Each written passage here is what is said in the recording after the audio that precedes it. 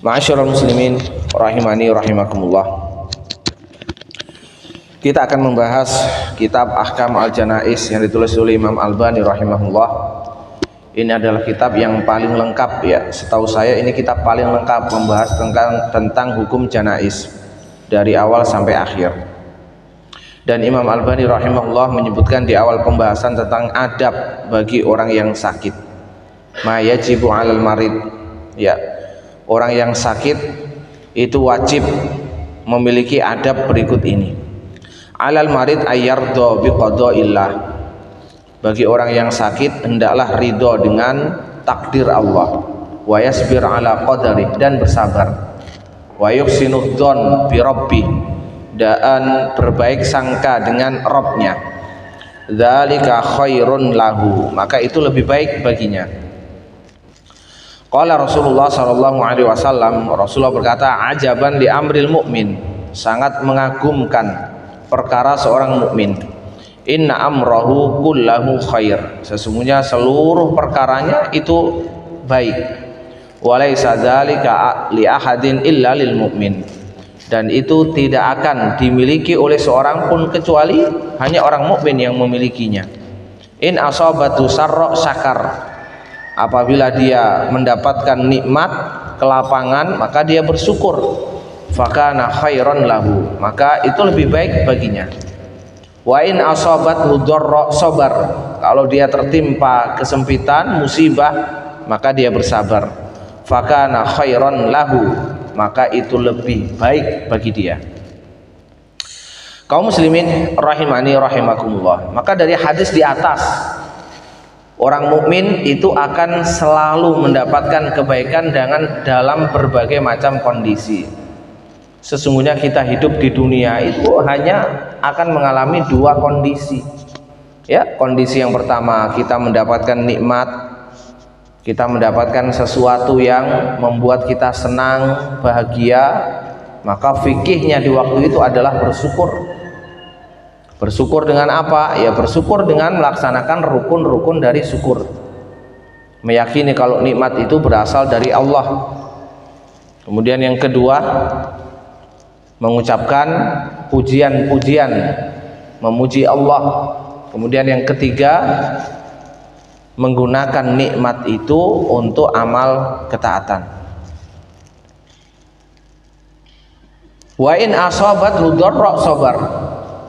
Dan kondisi yang kedua, manusia mungkin terkena musibah, ditakdirkan dengan sesuatu yang memudaratkan dia, maka dia bersabar, dan itu lebih baik baginya. Nah, ini adalah fikih ketika seseorang terkena apa? Terkena musibah.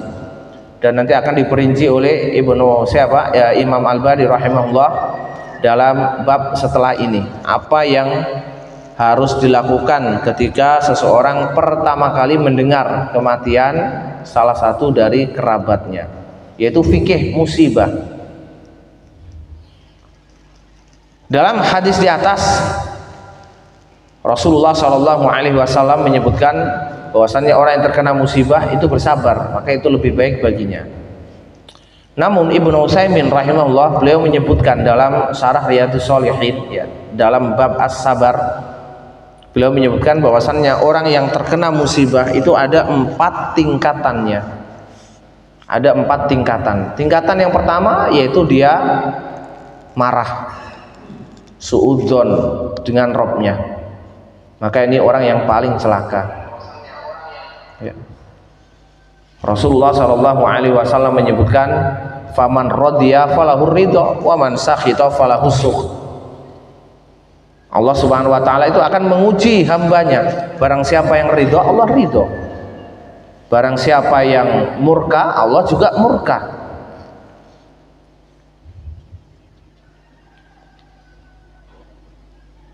Kemudian derajat yang kedua yaitu bersabar. Nah, ini derajat yang paling baik, tapi ini derajat yang paling rendah. Seseorang terkena musibah kemudian bersabar. Bersabar ini dengan apa? Nanti akan disebutkan oleh Imam Albani rahimahullah. Seperti apa fikih orang yang bersabar. Kemudian yang kedua adalah ridho. ridho karena terkena musibah, ridho dengan takdir Allah, dan menunjukkan ridho ini tidak ada sesuatu yang menyakiti dia. Jadi tertimpa apapun tidak ada sesuatu yang menyakiti dia. Kalau sabar itu masih merasa tersakiti, tapi menahan diri untuk tidak mencela Allah, mengingkari takdir Allah. Ketika meninggal ya tidak menyobek-nyobek bajunya, tidak memukul-mukul pipinya, tidak menggundul sebagai bentuk apa? Bela sungkawa. Itu sabar. Yang kedua ini ridho. Seseorang terkena musibah tapi tidak berpengaruh sama sekali dalam dirinya. Ya, seperti seorang ulama salaf ketika diberitahu sekarang ini harga-harga barang pada naik. Ya, ini musibah umum. Maka dia mengatakan, saya tidak peduli. Walaupun 1 biji gandum sekian dinar, saya nggak peduli. Selama saya masih bisa ibadah, ya, selama musibah itu musibah dunia itu tidak mempengaruhi dia, selama agamanya selamat. Nah, ini ridho dengan takdir Allah Subhanahu wa ta'ala. Apakah kita termasuk orang yang sampai pada derajat ini? Derajat yang ketiga itu malah bersyukur. Ya, ini malah bersyukur. Kenapa? Karena dia ingin menikmati musibah itu dengan berbagai macam hikmahnya, ingin mendapatkan pahala. Jadi seorang muslim itu tidak hanya mencari pahala dari ibadahnya, tidak hanya mencari pahala ketika mendapatkan nikmat, akan tapi dia malah mencari pahala dengan berbagai macam jenis musibah yang menimpanya. Wa qala sallallahu alaihi wasallam, dan Rasulullah sallallahu alaihi wasallam berkata, la yamutanna ahadukum illa wa huwa yuhsinud dzan billahi ta'ala. Janganlah salah satu di antara kamu, ya janganlah sekali-kali salah satu di antara kamu meninggal kecuali dalam keadaan berbaik sangka dengan Allah. Hadis di atas kedua-duanya diriwayatkan oleh Muslim, Baihaqi dan Ahmad. Kemudian yang kedua, wayam bagi ayyakuna bainal khauf war roja. Ketika seseorang dalam kondisi sakit, hendaklah memiliki 2 sifat. Dihadapi dengan 2 sifat, antara takut dengan harapan. Ya khaufu iqaballah ala dzunubih, yaitu takut akan azab Allah atas dosa-dosanya. Wa yarju rahmata rabbih, dan berharap rahmatnya. Maka sakit itu adalah waktu yang sangat sangat tepat untuk kita bermuhasabah, bertaubat, sebagai bentuk takut akan dosa-dosanya. Demikian juga kita berdoa meminta kepada Allah, antara takut dan ar-roja. Dan tidak diperbolehkan untuk untuk putus asa. Nah, ini disebutkan pada poin yang ketiga. Li hadis Anas, berdasarkan hadis Anas, anna Nabiya sallallahu alaihi wasallam dakhala ala syabin wa huwa bil maut. Nabi sallallahu alaihi wasallam pernah masuk mengunjungi seorang pemuda yang sedang sakaratul maut, yaitu menjelang kematiannya. Faqala kaifa tajiduka? Maka Rasulullah bertanya, bagaimana yang kamu rasakan sekarang? Qala wallahi ya Rasulullah inni arjullah wa inni akhafu dzunubi. Ya Rasulullah, saya sangat berharap kepada Allah mengampuni dosa-dosaku, tapi aku juga takut akan azab Allah. Aku takut dengan dosa-dosaku yang nanti tidak diampuni. Berharap ampunan, tapi juga takut kalau dosanya tidak diampuni. Faqala Rasulullah sallallahu alaihi wasallam, maka Rasulullah sallallahu alaihi wasallam berkata, la yajtami'ani fi qalbi 'abdin fi mithli hadzal mautin illa a'tahu Allah ma yarju. Tidaklah kedua sifat itu terkumpul dalam hati seorang mukmin seperti dalam kondisi ini, kecuali Allah akan memberikan apa yang dia harapkan. Wa aminahu mimma yakhaf, dan Allah akan memberikan keamanan, ketenangan dari apa yang dia khawatirkan. Akhrajahu Tirmidzi wa sanaduhu hasan. Ya, ini riwayat Tirmidzi dan sanadnya hasan. Diriwayatkan juga oleh Ibnu Majah, diriwayatkan juga oleh Abdullah bin Ahmad, Ibnu Abi Dunya, dan yang lainnya. Kaum muslimin rahimani rahimakumullah. Maka seseorang apabila terlalu berat, kalau seseorang terlalu berat dari segi harapannya, maka ini akan menimbulkan apa? Takabur, ta'ajjub, bahkan langsung menghukumi apa? Dirinya sendiri sebagai ahli surga. Ya, nggak apa-apa, memang saya sudah banyak amalku, sudah banyak ibadahku, sudah ini ya, pasti akan diampuni. Maka muncul apa? Ta'ajjub. Dan ini salah satu sebab seseorang itu pahalanya malah terhapus. Demikian juga kalau ar-roja itu terlalu kuat atau lebih dominan, maka akan menimbulkan apa? Putus asa. Dan ini yang ketiga, wa mahma ishtadda bihil marad fala yajuzu lahu ayyatamannal maut. Meskipun penyakitnya ini keras, maka tidak diperbolehkan dia berangan-angan mati. Li hadits Ummul Fadl radhiyallahu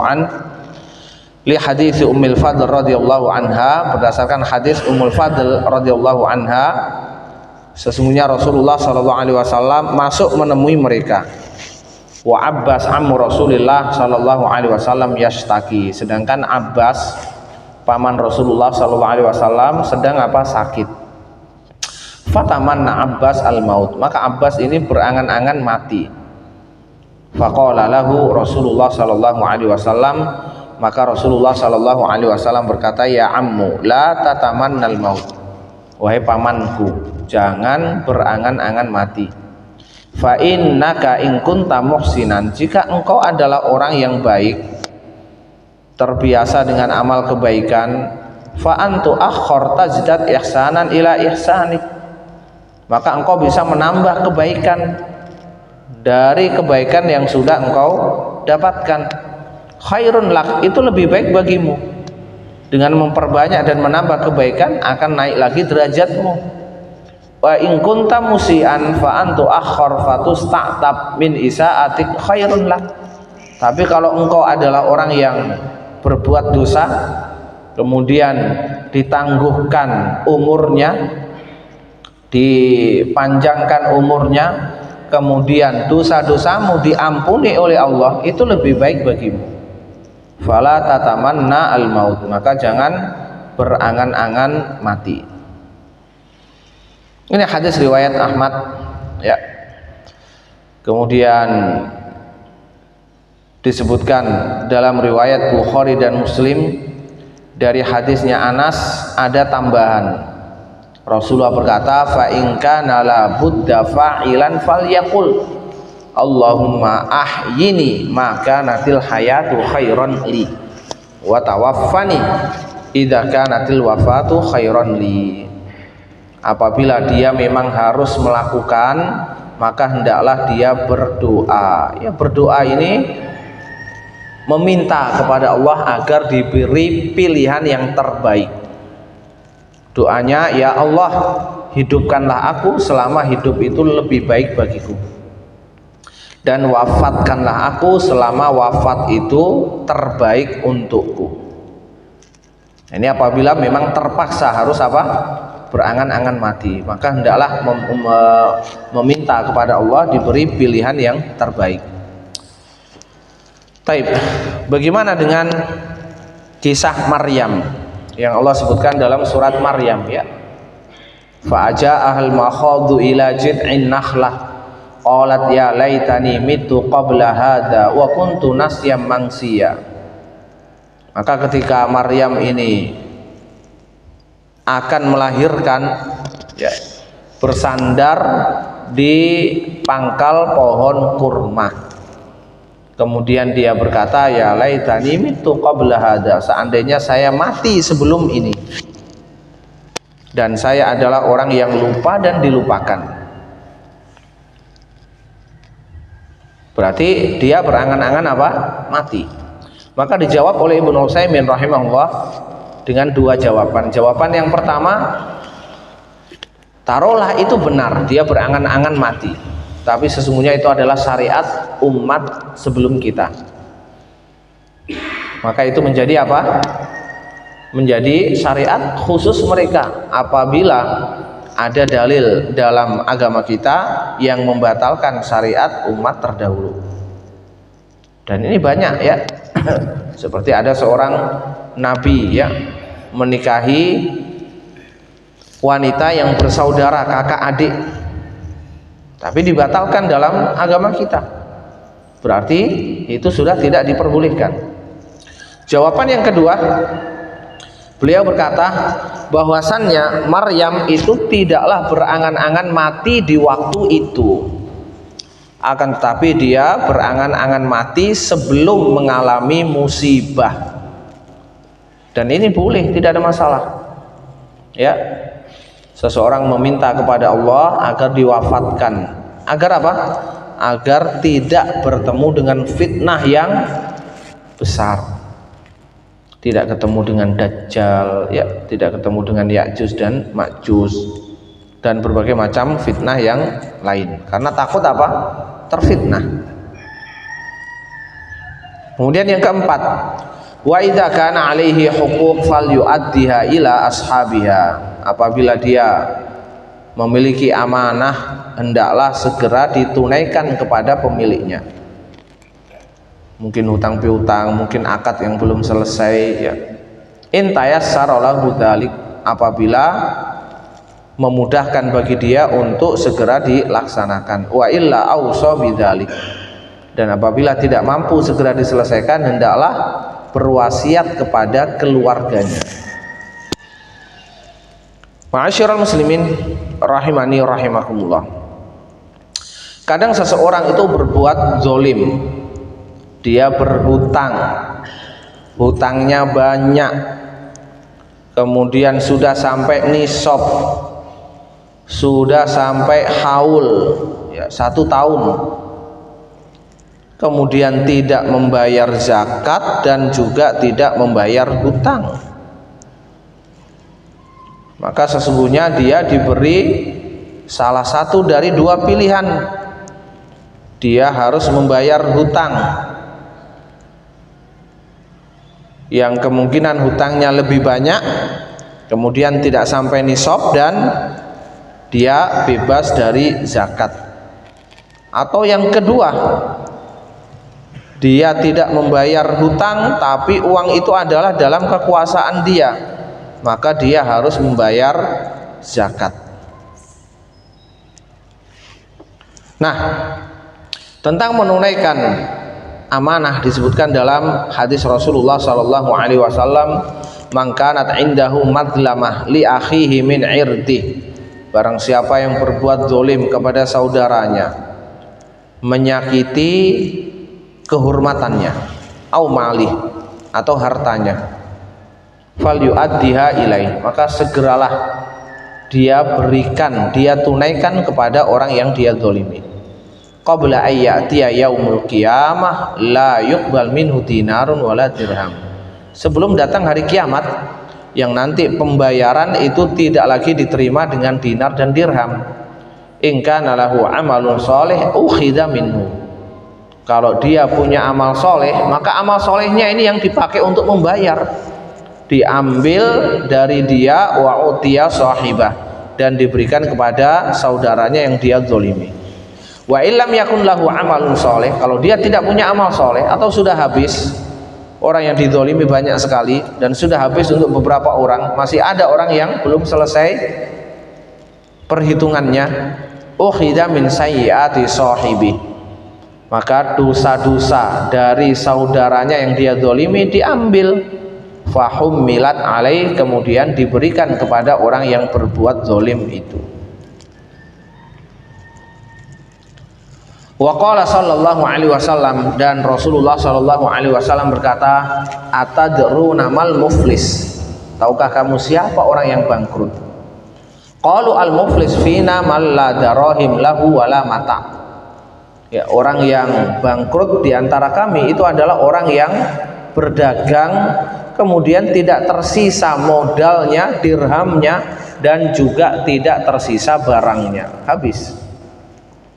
Faqala, maka Rasulullah berkata, innal muflis min ummati ya'ti yaumal qiyamah, sesungguhnya orang bangkrut di antara umatku pada hari kiamat itu orang yang datang bisolatin, dengan pahala sholat, wasyamin, pahala puasa, wazakatin, pahala zakat, wayati qad syatama hadza, tapi dia telah mencela orang ini, wa qadhafa hadza, menuduh orang ini, wa akala mala hadza, dan memakan harta orang ini, wa safaka dama hadza, dan menumpahkan darah orang ini, wa daraba hadza, dan telah memukul orang ini. Fayu'ta hadza min hasanati, maka orang yang dizalimi ini diambilkan apa? Kebaikannya, dibayar dengan kebaikannya, dan orang ini juga dibayar dengan kebaikan orang yang berbuat zalim itu. Fa in faniyat hasanatu qabla ayyufdama alaihi, kalau ternyata amal kebaikannya sudah habis sebelum selesai untuk membayar seluruh kezalimannya, ukhidha min khotoyahu, maka dosa-dosa orang yang dia zalimi semuanya itu diambil, faturihat alaih, kemudian dilemparkan kepada satu orang yang berbuat zalim ini, summa turiha finnar, kemudian dibuang ke neraka. Hadis riwayat Muslim.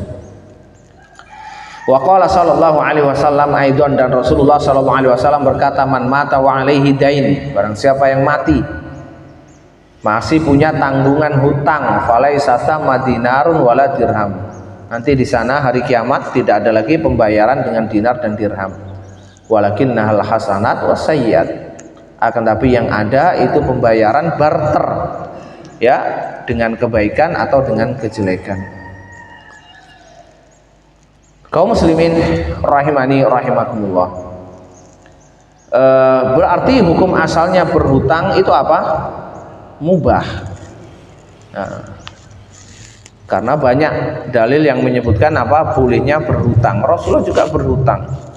Dalam akhir-akhir surat Al-Baqarah juga disebutkan ayat tentang apa? Hutang. Berarti hukum asalnya hutang itu boleh, tapi ini boleh yang bersyarat. Ingat ya, ini boleh yang bersyarat. Kenapa? Karena ada orang yang berhutang itu terkena ancaman. Maka barang siapa yang tidak memenuhi syarat itu, berarti hutangnya itu adalah menjadi kecelakaan bagi dia. Ya, sama seperti seseorang ingin menikah 2 kali, 3 kali, 4 kali, ini mubah boleh, tapi ini boleh yang bersyarat. Jangan Anda melihat dari hukum mubahnya tapi Anda tidak memenuhi syaratnya. Maka di sini Rasulullah SAW sedikit memberikan jalan keluar bagi kita, memberikan keringanan kepada kita. Ya, Rasulullah SAW berkata dalam hadis riwayat Tabrani, ad-dainu dainan, hutang itu ada 2 macam. Faman mata wa huwa yanwi qada'ahu fa ana waliyuhu, barang siapa yang mati sedangkan dia berniat untuk membayarnya, maka sayalah walinya, saya nanti yang akan membayarnya. Waman mata wa huwa la yanwi qada'ahu, dan barang siapa yang mati tapi tidak ada niat untuk membayarnya, fadzalikal ladzi yu'khad min hasanati, inilah orang yang nanti akan diambil amal kebaikannya, dipakai untuk membayar. Laisa yauma idzin dinarun wala dirham, yang waktu itu sudah tidak ada dinar dan dirham. Kaum muslimin rahimani rahimakumullah, maka niat untuk membayar hutang itu harus ada praktek nyata, ya, harus ada praktek nyata. Misalnya apa? Mau menyicil, ya, Anda memang gak bisa bayar semuanya, bisa nggak nyicil? Berapa mampunya? Tidak bisa juga nyicil, coba dikalkulasi berapa gajinya, bisa nggak nyicil 200, 300? Bisa sebenarnya, tapi memang tidak mau, ya. Ketika hutang itu seperti merampok, memaksa, dan ketika ditagih itu seakan-akan orang yang lupa dan menjadi orang yang sangat pelit. Ini masuk dalam ancaman hadis di atas. Demikian juga orang yang hutang untuk gaya hidup, ini masuk ya, bukan hutang karena darurat. Jadi kalau itu adalah mubah yang bersyarat, berarti hanya bisa dilakukan ketika apa? Ketika darurat. Ketika darurat baru Anda boleh hutang. Subhanallah, ada orang punya uang 5 miliar ya, akan tapi punya hutang 11 miliar. Kok bisa ya? Ini gaya hidup orang zaman sekarang. Bahkan perbankan itu memang sengaja memberi hutang orang-orang yang bisa dimanfaatkan untuk apa? Mengembangkan uang mereka. Jadi Anda mau bangun rumah, punya uang berapa? 5 miliar. Bangun rumah berapa sih? Bangun rumah paling 2 miliar, 3 miliar. Oh, gini saja Pak, uang yang 5 miliar simpan di rekening bank kami.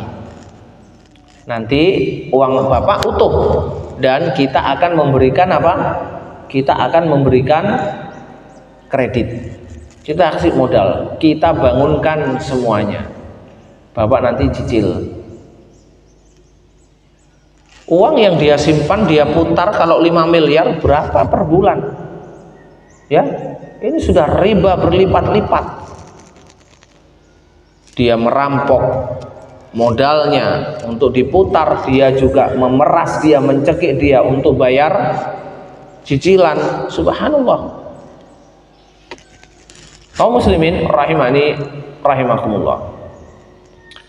Di sini ada sebuah kisah yang diceritakan oleh Jabir bin Abdullah radhiyallahu anhuma. Dia berkata, lamma hadara Uhud, ketika perang Uhud itu telah siap ya, terjadi.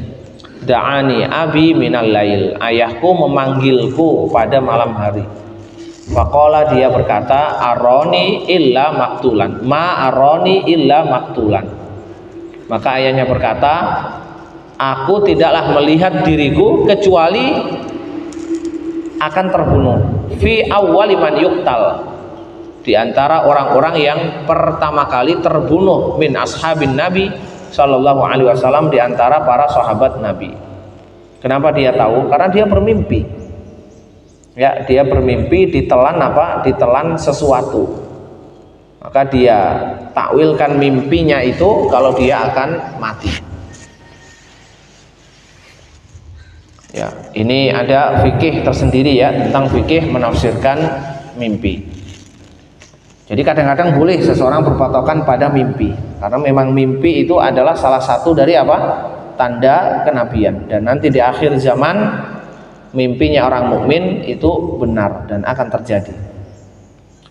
Wa inilah atruk ba'di a'azza alayya minka ghaira nafsi Rasulullah sallallahu alaihi wasallam. Dan setelah aku meninggal, tidak ada seorang pun yang aku tinggalkan lebih mulia daripada kamu selain Rasulullah sallallahu alaihi wasallam.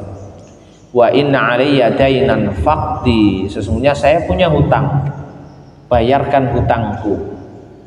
Jadi diberi wasiat bukan dengan warisan yang dibagi, diberi wasiat suruh bayar hutang. Subhanallah.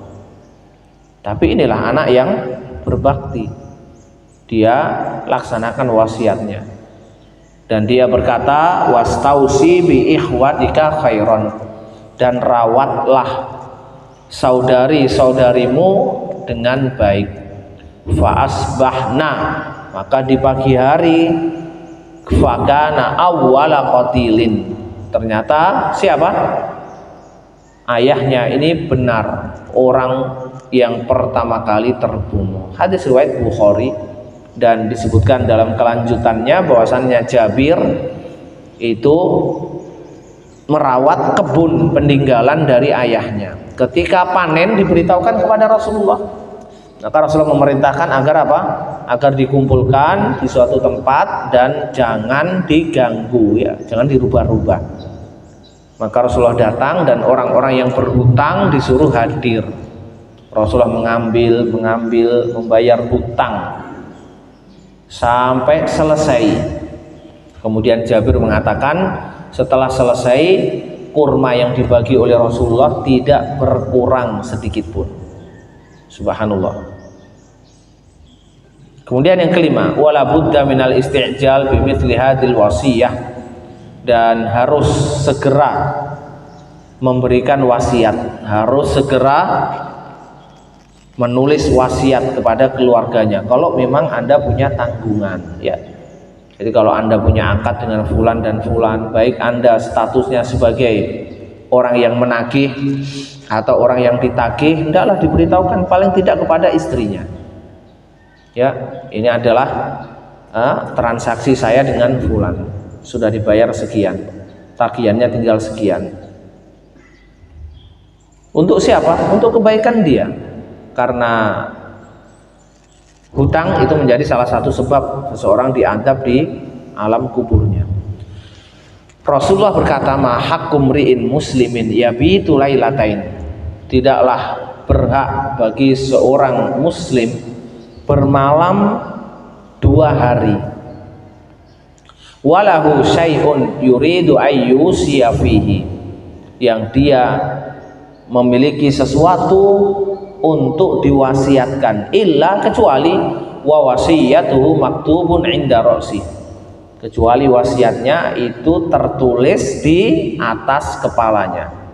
Qala Ibnu Umar, maka Ibnu Umar berkata, ma marrat alayya lailah, maka tidaklah ada satu malam yang lewat mundu sami'tu Rasulullah sallallahu alaihi wasallam qala dzalik, sejak aku mendengar Rasulullah sallallahu alaihi wasallam mengatakan itu, illa wa indi wasiyati, kecuali wasiatku itu ada di sampingku. Wal hadis rawahu Syaikhan wa ashabus sunan wa ghairuhum, dan hadis di atas riwayat Bukhari, Muslim dan ashabus sunan. Kemudian yang keenam, wa yajibu ayyusiya li aqribaih alladzina la yarisuna minhu, dan wajib bagi dia untuk berwasiat kepada siapa? Yang berwasiat untuk keluarganya yang tidak mewarisi hartanya. Ini dalam ilmu apa? Ilmu waris. Jadi mungkin ada kerabat-kerabatnya itu kerabat dekat, akan tapi tidak dapat warisan. Kenapa? Karena sudah ada anak laki-laki. Atau mungkin kerabatnya sudah banyak yang meninggal, tinggal keponakan satu-satunya, dan dia juga tidak dapat karena sudah ada anak laki-laki, keponakan tidak dapat. Maka hendaklah berwasiat memberikan sebagian hartanya untuk siapa? Untuk mereka.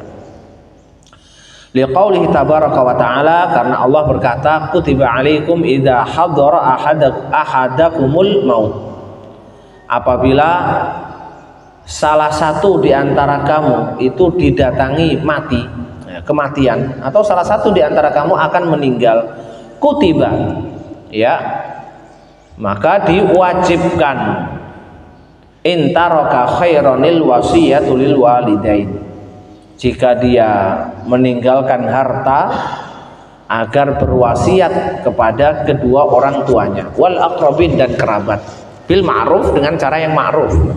Haqqan 'alal muttaqin, itu menjadi kewajiban bagi kaum muttaqin. Jadi haqqan itu dalam ilmu usul fikih termasuk bermakna apa? Wajib. Demikian juga kutiba itu bermakna wajib. Taib, kenapa beliau tidak menyebutkan berwasiat kepada kedua orang tua? Kenapa? Karena ini dinasakh, dihapus oleh hadis Rasulullah sallallahu alaihi wasallam, innallaha qad a'ta kulladzi haqqin haqqahu.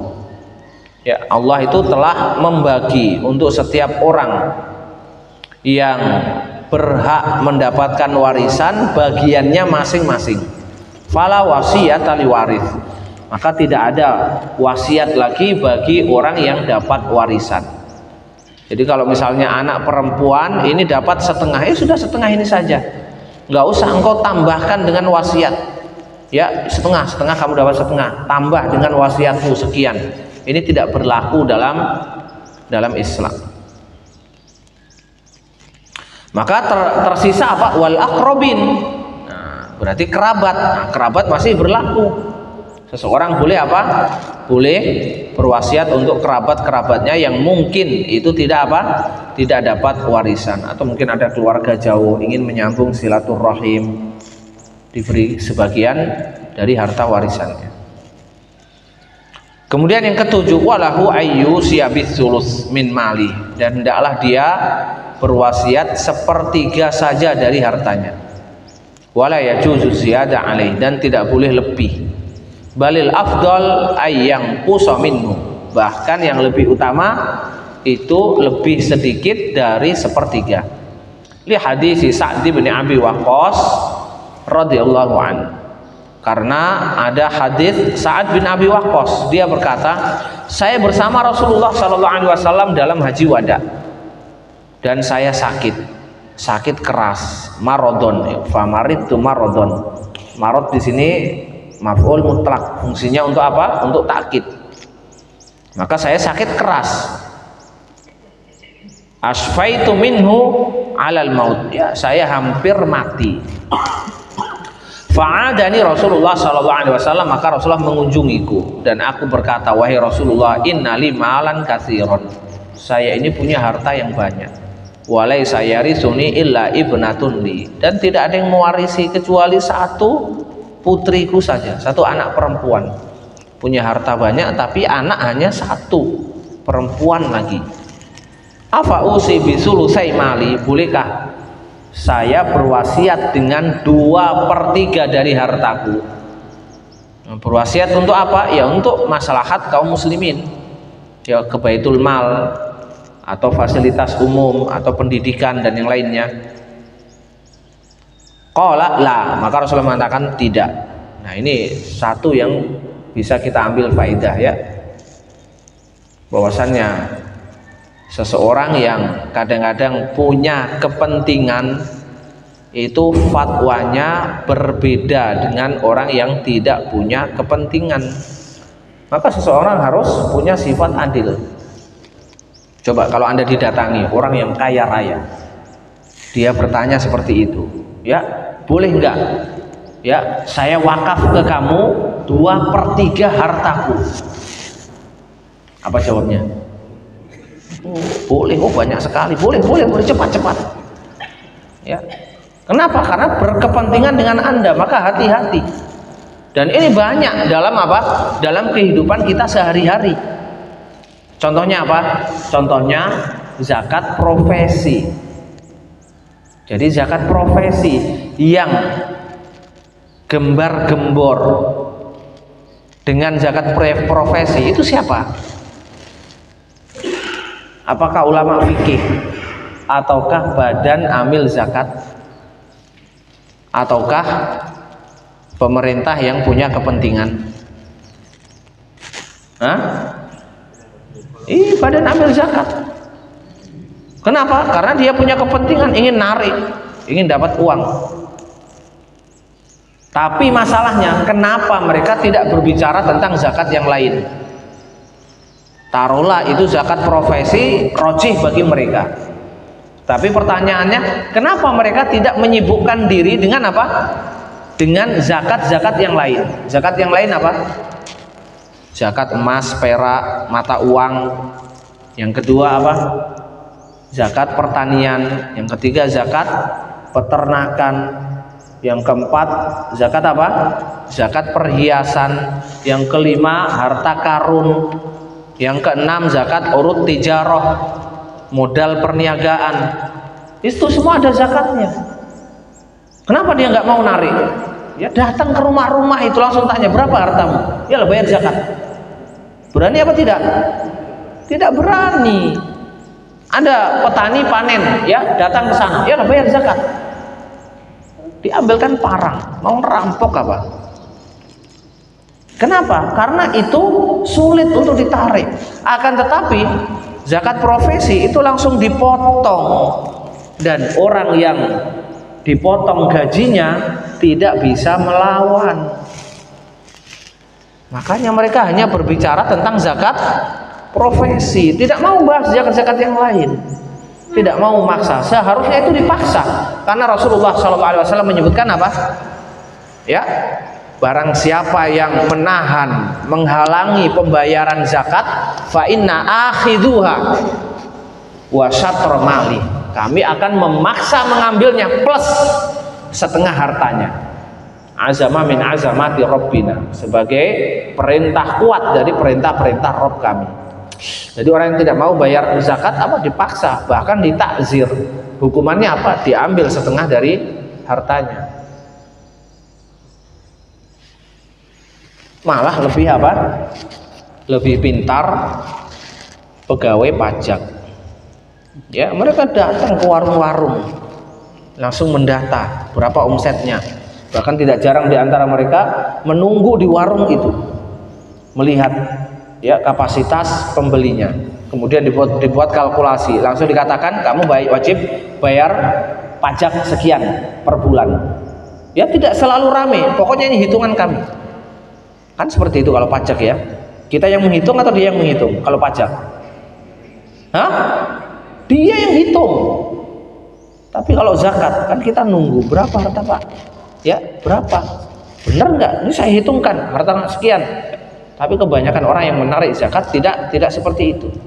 Subhanallah. Maka Rasulullah SAW adalah orang yang paling adil ketika dikatakan, apakah boleh saya bersedekah, berwasiat dengan 2/3 hartaku? Rasul mengatakan tidak. Maka saat mengatakan bisa terimali, kalau begitu setengah hartaku. Qala la, Rasul mengatakan tidak. Maka saya berkata, fasulusu mali, bagaimana kalau saya berwasiat 1/3 hartaku? Qala as-sulus was-sulus katsir. 1/3 dan 1/3 itu sudah banyak. Kemudian Rasulullah memberikan wasiat, ya, memberikan wasiat, dan ini bagi seluruh siapa? Orang tua. Rasulullah mengatakan, ya Sa'ad, ya, innaka ya Sa'ad antada warasataka aghniya khairun laka min antada'ahum 'alatan yatakaffafunan nas wa qala biyadi. Wahai Sa'ad, engkau meninggalkan keluargamu, ahli warismu dalam keadaan kaya, itu lebih baik daripada engkau meninggalkan mereka dalam keadaan miskin, meminta-minta kepada manusia dengan tangannya. Kemudian Rasulullah berkata, innaka ya Sa'ad lan tunfiq nafaqatan tabtaghi biha wajha Allah taala illa ujirta 'alaiha. Tidaklah engkau bersedekah yang engkau berharap wajah Allah kecuali engkau akan diberi pahala. Hatta luqmah taj'aluha fi imra'atik, hingga sesuap makanan yang engkau berikan ke mulut istrimu. Ya, artinya apa? Artinya bahwasannya engkau meninggalkan harta yang banyak untuk ahli warismu, untuk keluargamu, itu juga pahala, terhitung sedekah. Jangan sampai engkau ingin bersedekah kepada orang lain kemudian melupakan keluarganya. Tidak diperbolehkan, karena bersedekah itu ada apa? Ada aulawiyat, ada prioritas. Siapa yang didahulukan? Ya, orang yang paling terdekat. Makanya Allah menyebutkan yas'alunaka madza yunfiqun. Mereka bertanya kepadamu apa yang mereka nafkahkan. Qul ma anfaqtum min khairin falil walidain wal aqrabin. Katakanlah, apa yang engkau nafkahkan itu berikan kepada kedua orang tuamu dan kerabat. Maka didahulukan orang terdekat. Sedangkan dalam hadis Sa'ad, masalah warisan didahulukan anak. Dan ini juga dalam ilmu waris, didahulukan anak daripada kedua orang tua, daripada kakek, daripada paman, daripada saudara kandung jenazah itu sendiri. Nah, qala fakana ba'du as-sulus jaizan. Maka dia berkata, setelah itu 1/3 barulah wasiat yang diperbolehkan.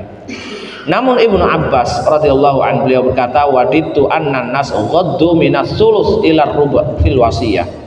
Saya ingin manusia itu menahan diri dari berwasiat 1/3 hartanya ke 1/4 hartanya dalam wasiat. Kenapa? Li'anna Nabi sallallahu alaihi wasallam qala as-sulus katsir. Karena Nabi sallallahu alaihi wasallam berkata 1/3 itu sudah banyak. Nah, mungkin kita ajukan sekian, selebihnya kita tanya jawab. Sallallahu alaihi Muhammad wa ala alihi wa sahbihi.